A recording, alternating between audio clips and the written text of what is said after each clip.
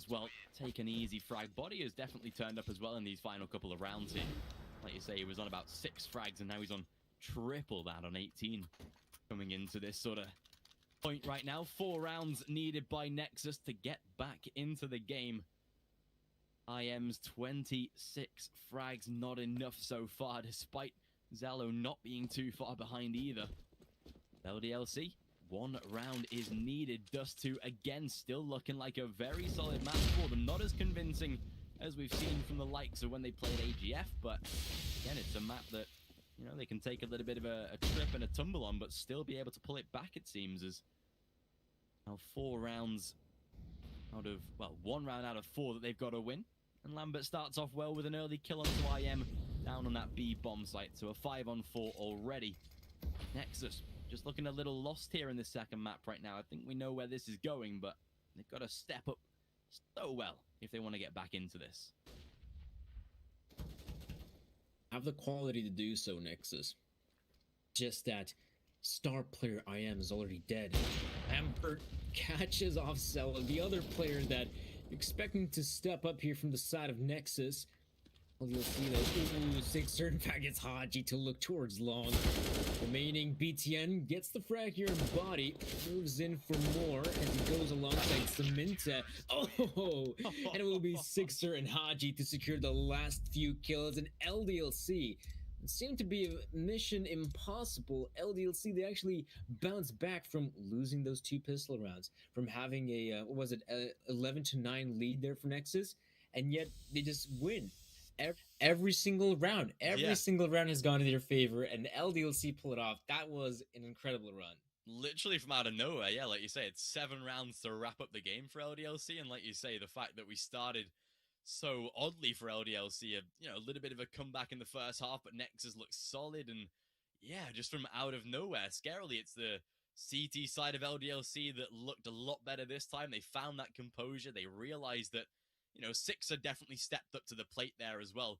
Seeing with the way that, just look at the kills there across the series. Sixer versus IM in the comparison. You can see with the KD, though, much more comparative or much more successful on the side of Sixer. Dust 2 definitely adding into that with the sort of kill to death ratio he had there. But, he was a little bit absent on train with that AWP, stepped up toward the latter stage. But Dust 2, he really showed up when the team needed him. And like you say, players like Lambert, who, were quiet in the best of 3 against AGF yesterday, really showed up this time and just proved that, there is every single aspect of this team. When it clicks together, they can actually make a very solid series out of it. Yeah, I mean, by far the biggest redemption arc there for LDLC comes in the form of Sixer being able to step up so massively there in Dust 2 as well. Just hitting shot after shot after shot. His movement may no longer be the best out there. At times he also struggles to hit some of the shots like we just saw that happen in a map like Train. But here in Dust 2, it was stellar performance here from a guy like Sixer. Even though some of the powerhouse players like Body were relatively silent, you had the other individuals step up as well. Afro, props to him for having a great game on Train, and now here on the B-bomb set as well, able to step up time and time again. Yeah, one of the saving graces of that LDLC side, I think, there, some of his 2Ks, 3Ks damage that he did was pretty much why LDLC were able to hold on to that B-bomb site. But unfortunately, commiserations to Nexus. I completely forgot, slipped my mind that this was an elimination game. Unfortunately, they are out of the Swiss stage. They showed a lot in the closed qualifier, and again, they showed a lot here in the 3 best of 3s that they played, but unfortunately, just not able to make it across the mark. LDLC, they just barely scrape themselves through into the 1-2 bracket, so they'll survive for now.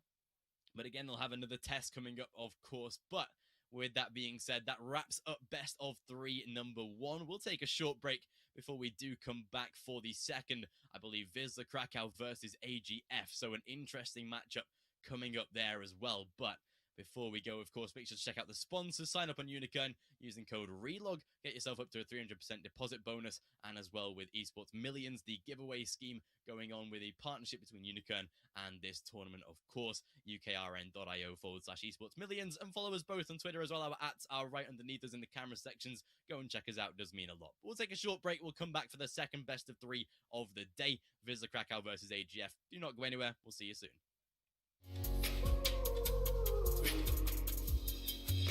Thank you, LDLC. Yep,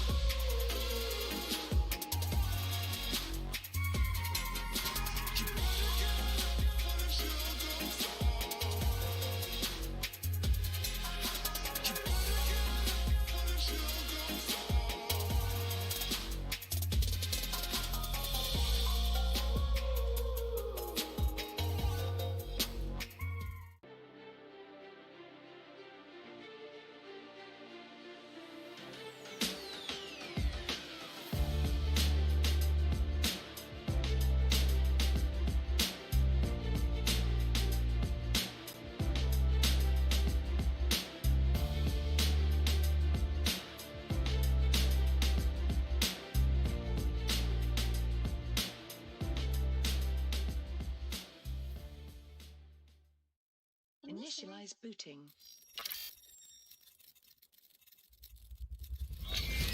These are your targets.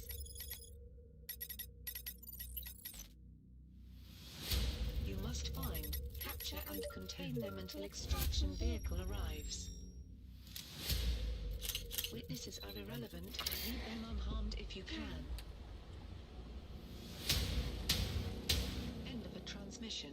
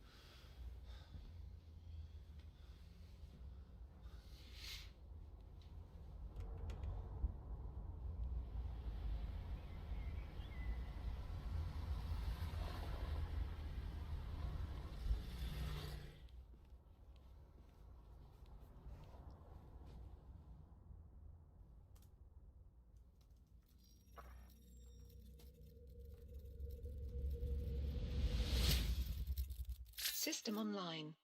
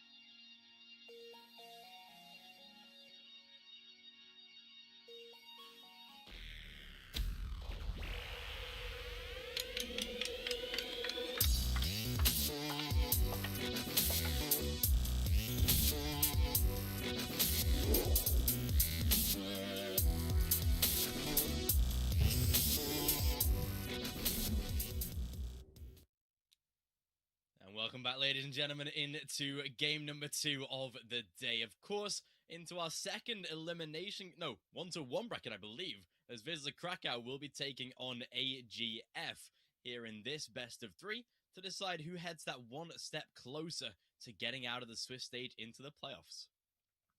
Yeah, and this is where at least these teams have some leeway, right? In comparison to the game earlier, when it's the 0-2 bracket, you basically either come out on top or you're out of the tournament. So here, at least, worst case scenario, you at least have one extra chance to come out on top and still secure that spot for the playoffs. But yeah, absolutely, this being the one-on-one bracket, it's going to be interesting to see this matchup here of Wisla Krakow versus AGF, two teams that I think it's fair to say are relatively evenly matched.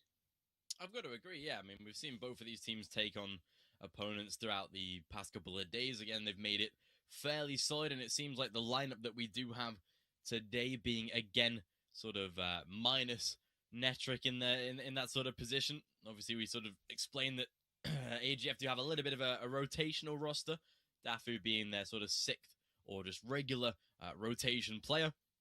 But we look at the likes of Wisla Krakow and we see, they've got the experience of players like Sparrow, Menio in there as well, but then they've got Yedka in there, the younger players of Hades and Fnatic who are a little bit more of like an unknown factor. But again, this Wisla Krakow side, I think the last time we saw them, very impressive. But again, AGF, it's a real, like you say, pretty square matchup actually. Both of these sides have been showing us good things. They both lost the game, sure, but from the instances that we've seen out of them, they've actually looked really good in their series, actually. Yeah, it's very interesting that AGF are still able to perform to a relatively high level, considering that they're constantly like changing up the player. Right now, it is going to be the same lineup as they did play with it yesterday. So they're going to have Dafu in the mix.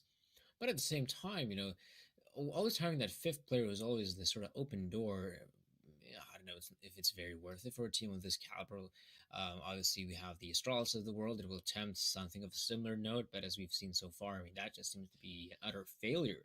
So why try in this level of Counter-Strike? I'm not sure if it's that necessary, though. It is probably better still to have a player from the same country that is capable of playing whenever necessary than, say, having to pick up some sort of 5th player, 5th stand-in from some other different region, but different culture, and of course a need to then communicate in a different language. So I kind of see the reasoning behind it as well. But yeah, the fact that they will be playing with Dafu as the 5th player here, AGF, I don't know. This should be quite an interesting matchup heading into this one, but honestly, all things considering, I would still give the edge for the Polish team because they are playing with a proper 5-man roster. They've been playing together for some time now, and just like you mentioned, the youngsters on this team, Fnatic, Hades, these guys are good. We saw them play yesterday, and they're very solid individuals. They've got some real prolific aimers on this squad. I think Hades, when he gets going with that AWP, one of the better sort of up-and-coming sort of Polish talents that we've got in the scene right now. This roster does seem to, like you say, be somewhat clicking together fairly well. I mean, you look at the veto that we've got as well. There's a couple of maps in here that really do stem for one side or another. Again, it's pretty obvious, as you'll see in a moment, the picks that we do have on this one. I feel like it's a fairly standard approach for both of the sides, with Overpass being the first pick by AGF. That was a map that they showed. They've got very good understanding of. Nuke, again, one of the best maps for one of the better maps for Wisla Krakow, which does leave Train as that 3rd and final. So again, feels like Wisla maybe do have a little bit of an advantage in terms of both Nuke and Train. But Overpass, we know it's very good for AGF. They've shown a lot on this map over the past couple series. It does feel like maybe there is sort of their early edge in the series to sort of maybe not ensure the series goes to a 3rd map, but almost they need to win Overpass here, I think, to be able to then go on to Nuke and play a side like Wisla Krakow, who have got a proven track record on this map. Yeah, it's going to be interesting to see them play out here in a map like Overpass, because Wisla Krakow, on this very first map, they don't have a good track record on it. In fact, the problem is that they've got a 20% win rate on it, so of the 5 times they got to play it, they've only won it once, which really isn't that great. But again, I wonder how AGF will be able to perform here with now Dafu being in the lineup and on this map, because even though they played it a pretty significant amount here, Overpass, they themselves, it's not like they have some sort of truly amazing win rate of 70 or maybe 80%, so it still feels like it could go either way in this map. But once we do land on Nuke, I mean, that's also a different ball game, I'd say, for a team like AGF, who don't really have a lot of experience on a map like Nuke. And of course, the fact that the Poles have been playing together for some time now and beat some decent-ish opposition, or at least beat some teams, or at least kept them relatively close, that could be interesting. That could be interesting to see how that second map also plays out. Yeah, definitely. I think the way that Wisla Krakow have actually worked this veto is actually quite a respectable decision. They've got, allowed AGF to have one of their better maps, or one of the more consistent ones. Let's say the likelihood of AGF winning this one is quite probable. But then you look at the sort of upcoming two maps, both Nuke and Train, fairly strategical, fairly tactical. And like you say, with AGF having this little bit of maybe a settling period of not just rotating Dafu and Netric constantly, or Dafu coming in for, let's say Luke needs a stand-in, or just this, rotation that they've got.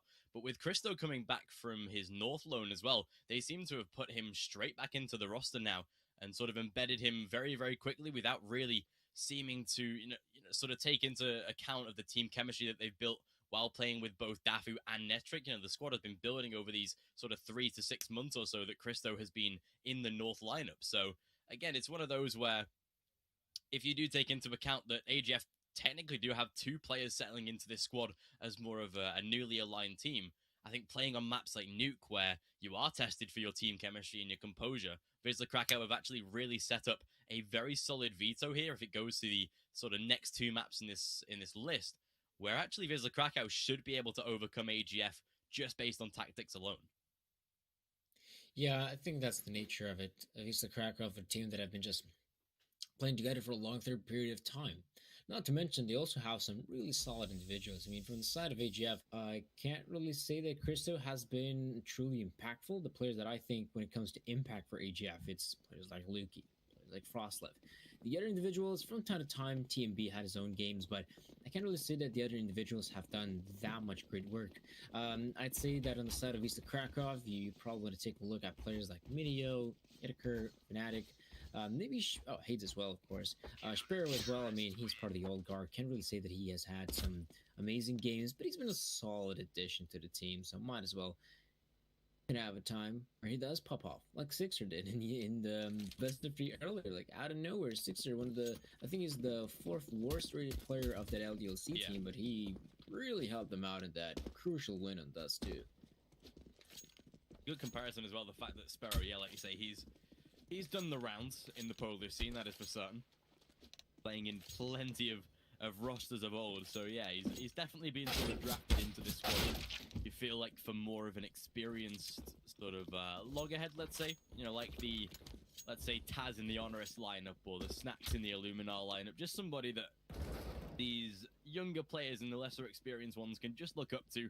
And especially once the LAN series starts up again, and it's just one of those players where Sparrow, I think he's pretty much sort of like the teams who set up around their IGL. You've got Sparrow sat in the middle. He can look to his left, look to his right, keep the team composed. It's sort of one of those definitely experienced factors for this squad. But yeah, Wisla Krakow, we'll see where it goes for them. Should be starting this pistol round nice and soon here, as AGF will be, like you say, on the more favored map of Overpass. Should be looking to get off to a great start.